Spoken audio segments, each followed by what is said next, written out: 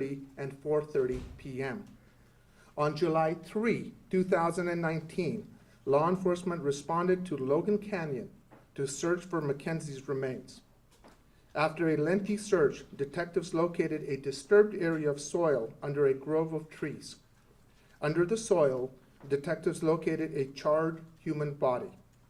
DNA testing of the body returned a profile consistent with Mackenzie's profile. Mackenzie's arms were bound behind her back by a zip tie and rope. A 5-centimeter hole was located on the left side of her skull, with part of her left scalp missing.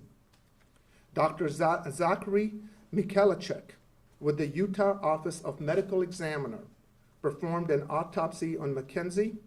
Dr. Michalachek determined that Mackenzie suffered blunt force trauma to the left side of her skull, resulting in significant intracranial hemorrhaging, which would have been fatal. Dr. Michalachek's preliminarily determined the manner of death to be homicide. Based on those facts, we have filed the charges that I mentioned to you. Let me also note at this time that, the preceding facts, which give us the support of filing of these charges, the presumption of innocence, that is the hallmark of our justice system, is applicable here and is applicable to this defendant at this time. I also want to take a second at this moment to share with you that Blake Nakamura, myself, and Amy from our counseling unit spoke with the Lueck family, Greg and Diana, and to inform them of the charging decision.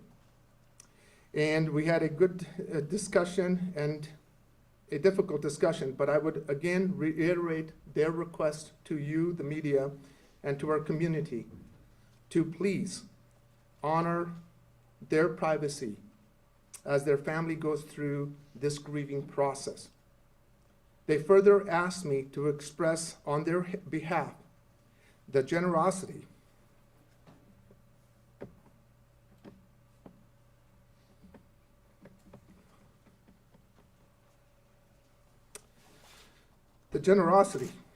of so many strangers and friends, the support and the prayers that have helped them through this very difficult time. They are genuinely appreciative and moved by the outpouring of love and compassion, and they wanted me to expressly thank everyone who has reached out to them in that capacity. That concludes the description of filing of our charges. At this time, I will take some very limited questions. Please. In regards to a motive here, any idea of what happened there? Why did he do what he did? Again, the purpose today is to outline the basis of the evidence that we have for the filing of charges.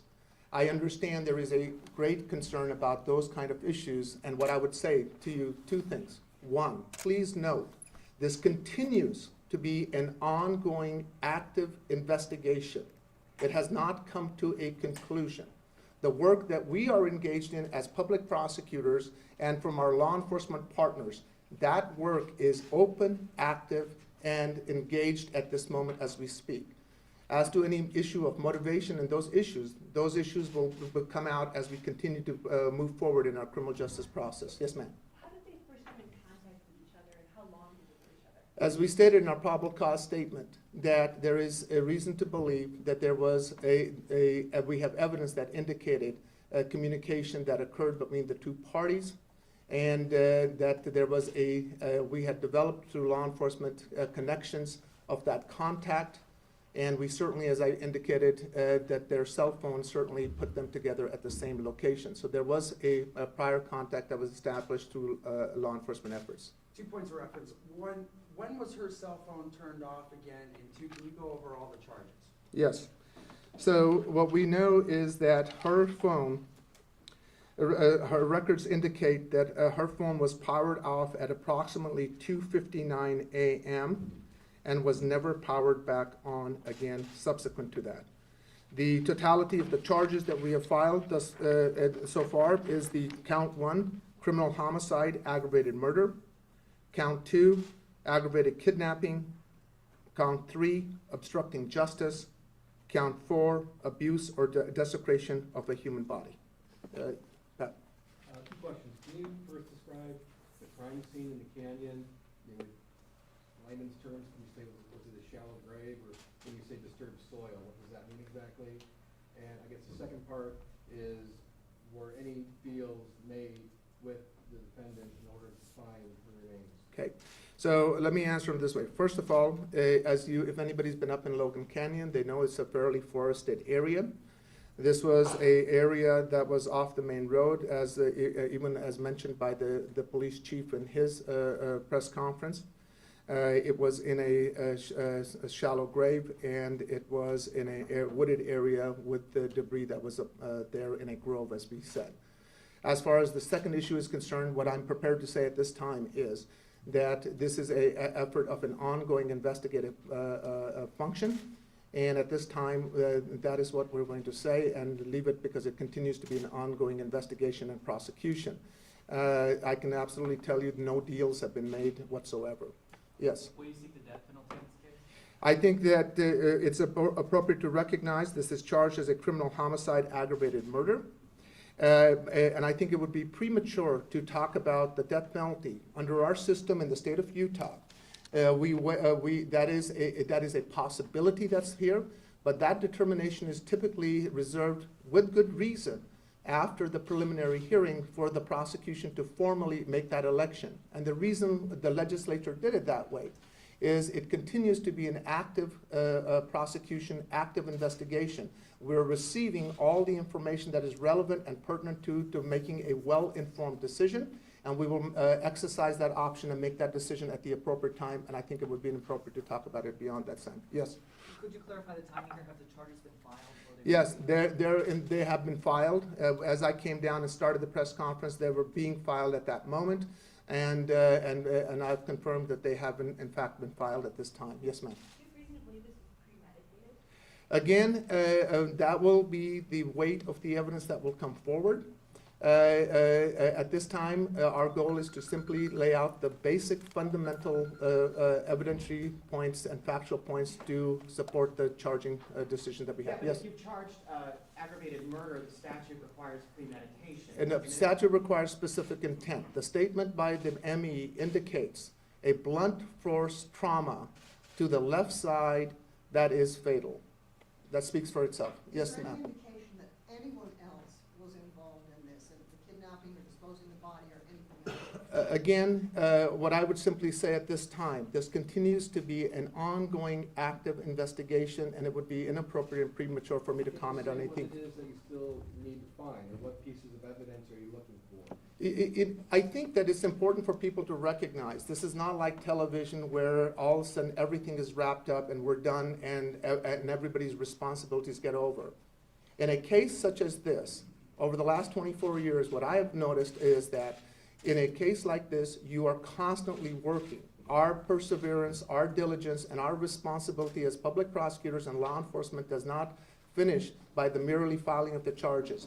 There is a lot of other work that needs to be done, and there is work that is being done, and we will continue to engage in that. And in fact, it is not uncommon to continue to engage up to trial in scenarios like this. And that commitment is the commitment that LE has made. That's a commitment that we have. And there are other aspects that we are still continuing to develop and to refine as we continue to engage in the investigative process. Do we Yes. have a time of death or when this happened here? All I will say is consistent with our probable cause statement. We know that factually what has been put out in the public has been that there was a drop-off that occurred at approximately 2:59, 3 o'clock. And we know that from the neighbor that there were certainly burnings that were occurring in the backyard later the following day. And that's about as specific as I'm going to get at this point. Yes, ma'am. Can you give us a sense of what those texts, sort of the subject matter of those texts, or something kind of general about the texts? All I will say at this time, the issue when this started out was a missing person, and the objective was to find Mackenzie.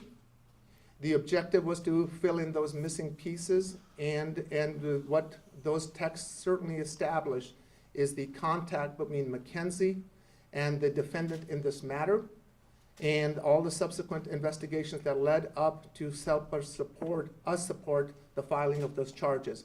I am not going to at this time speculate or comment on the nature or the contents of those texts, but what is important is a contact and a digital time connection was established through the investigative efforts. Yes. Do you know why the original investigators didn't want to look at this case as a possible potential crime, and they went into it as a missing persons case? I think that it's important to not sort of make it into a binary distinction. Remember how this organically developed. We had an adult who came here, who took a lift, and for all intents and purposes, the transfer was amicable. And so at that initial point, you have adults make decisions. But as you continue to let the timeline unfold, you have the missing of a test. Then you have a missing of a flight returned back to California. So I don't think that it is fair to sort of say that somehow law enforcement didn't take that seriously. They had to sort of do it in a sequential order to actually build the case that they needed to be able to rule certain things out. And that was really part of the investigative process that they engage in. Yes? Just to clarify the timeline, do we believe that she was killed at his home and then taken to Logan, or killed in Logan, taken to his home? And why did he keep part of the body at his house and don't burn it? Okay, again, we're talking about the specifics, which I think will become clear as we move forward. But based on the probable cause that we've laid out, we certainly can say that we know that she made contact with the suspect. We know where he ended up after from Hatch Park, and we can also see where the body was recovered, which was in Logan Canyon. Yes? So any particular challenges given the locations and given the way this case is spread out that your office is facing? No, this is like any complex homicide that our office would encounter. The effort by law enforcement was commendable, and they've done a great job, and they continue to do a great job. And as any case, as I've said, the presumption of innocence is there, the burden of proof is upon us, and our job is to put together the best possible case that we can, and we feel very comfortable with the charging decisions that we've made, and we will continue to be committed to that prosecution as we go forward. Yes? Just to clarify one thing, do you have any evidence that suggests that these two had contact prior to the night that she went missing? Again, I am not going to comment about the prior history or anything like that. For the purposes that we are here today, suffice it to understand that what we are saying is that the contact did occur, and there was communication that occurred between the two parties. Okay. Yes. Certainly prior to the 3 o'clock meeting that happened, and so there was contact between the two parties. Yes. Is there any reason to believe at this point that Ajay may have more victims out there? Again, I don't want to speculate about that, but I will say that law enforcement are doing their due diligence and making sure that we continue to work this case, because this case is far from over. Yes? What's the timeline for the initial appearance and the trial? Okay, so the charges have been filed. The next step is in the court's hand. Generally, that can happen as soon as 24 hours, but I think most reasonably, it's probably going to be between tomorrow and Friday. That's what we're looking at. But that's the court to bring them up for that initial. Yes?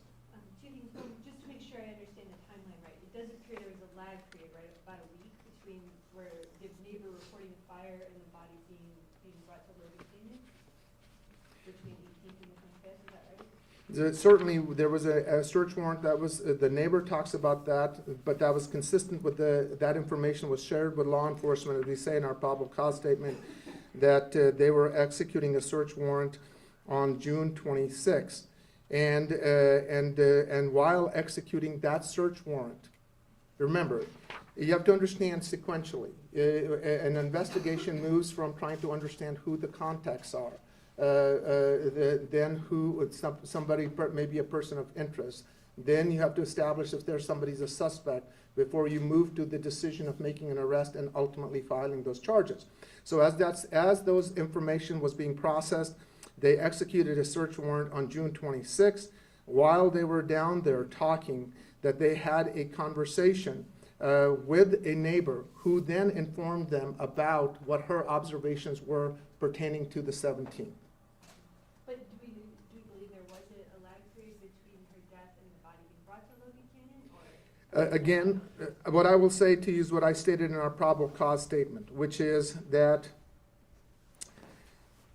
subsequent analysis of Ajayi's cell phone records placed Ajayi's cell phone near Logan Canyon on June 25, 2019, between 2:30 and 4:30 p.m. Sim, is that the time when police started investigating this as a possible criminal case? Certainly that I think that the police have indicated that they had identified a contact, initial contact was made, and there was contact that was being made by the suspect, and they were engaged in their investigation, yes. And just to make absolutely crystal clear, it's believed that they met together at Logan Park. That was the. I'm sorry, say that again? The Lueck and adopted, they met at that park in North Suffolk. Yes, as we stated in our probable cause statement, that we have cell phone data information that places both of them at Hatch Park during that time. Okay? All right, thank you very much for your time. We'll end it at this time. Thank you. Thank you.